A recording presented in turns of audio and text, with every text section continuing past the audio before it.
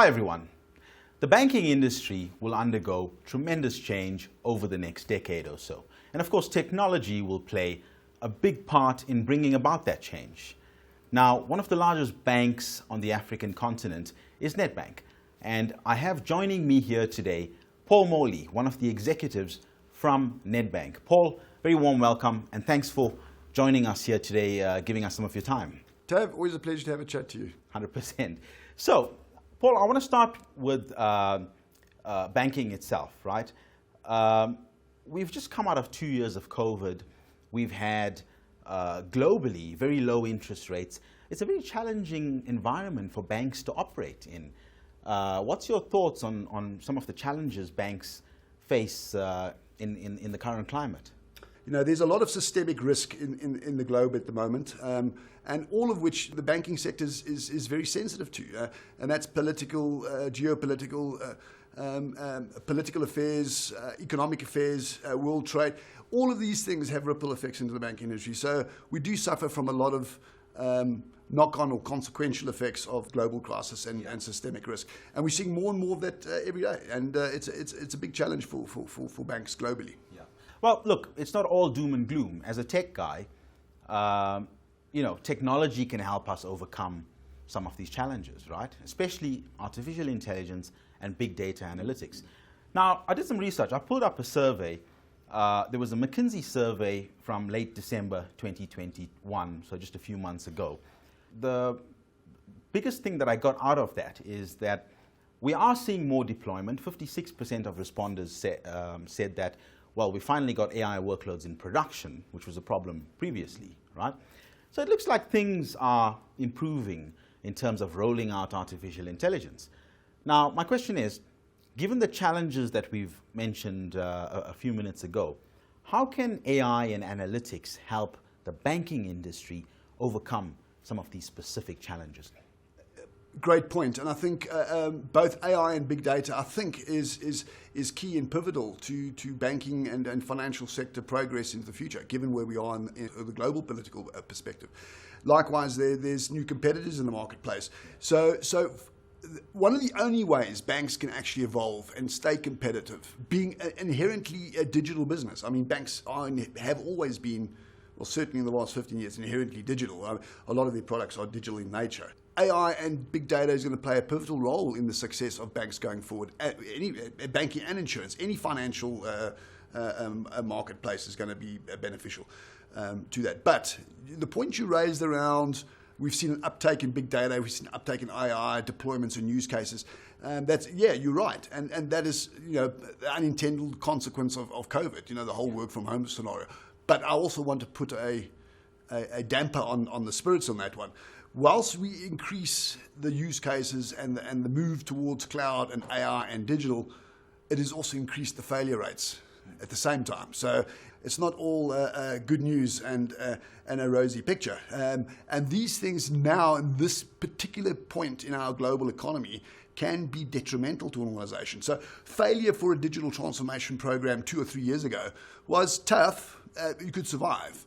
But given the depressed marketplace we find ourselves in today, the consequences now are far greater than they have ever been for failure to go to the cloud.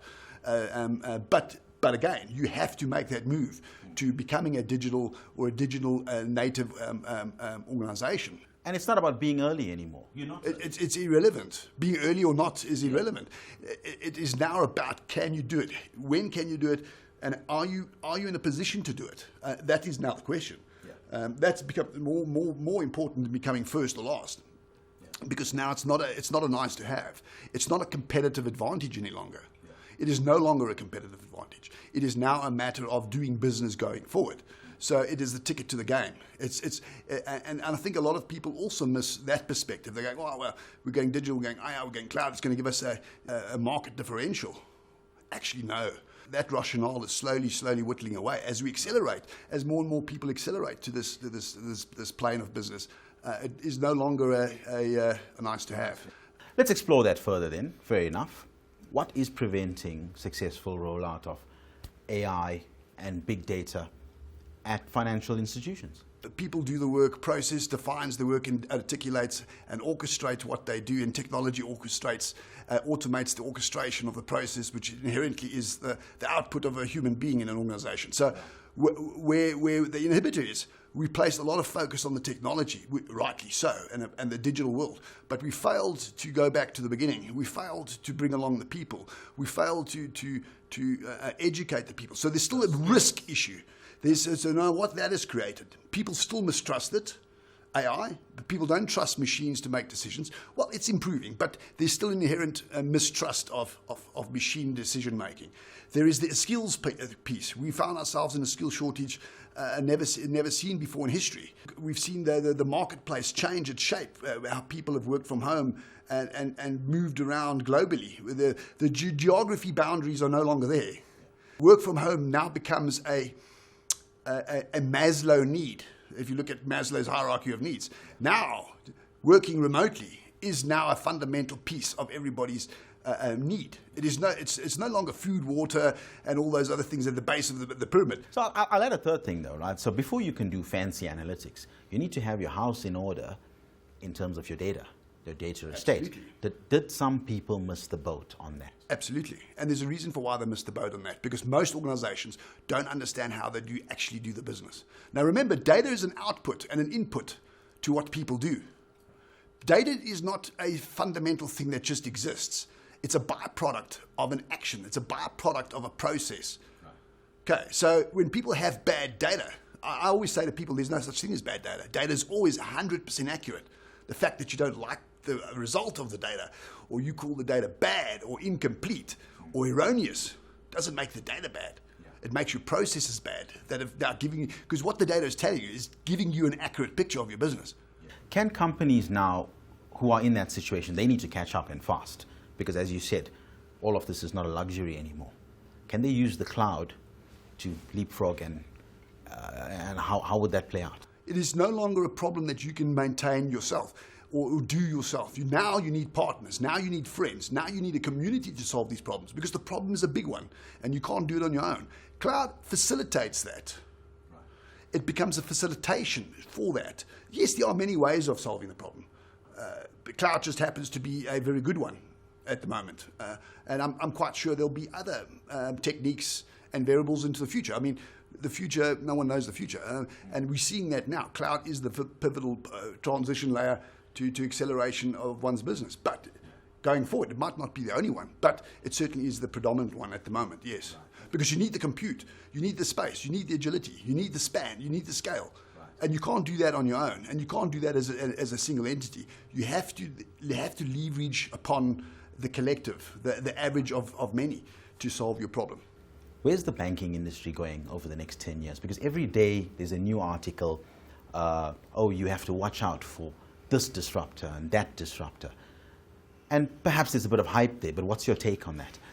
Let's start off with the word that you mentioned, disruption. People are the disruptors. Right. Disrupted business is not an outcome. People go, my business is disrupted. They speak as it's an outcome. Disruption is not an outcome. It's a process of getting to where you want to go. It's a process of transformation. So we speak about disruption as it's a negative, in its negative way. Like, my business has been disrupted, I can't do business, we're losing market share.